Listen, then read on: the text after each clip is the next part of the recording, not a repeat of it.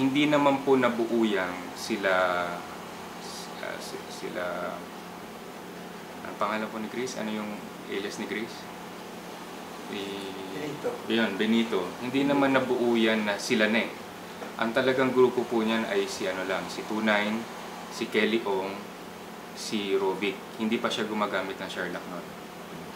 Sila lang noon. Hindi ko alam kung, ang alam ko meron pang grupo si Kelly Ong.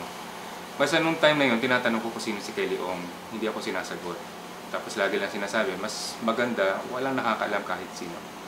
Kung sino ka, kung sino sila, para talagang ang tawag nga nila doon ay absolute deniability. So,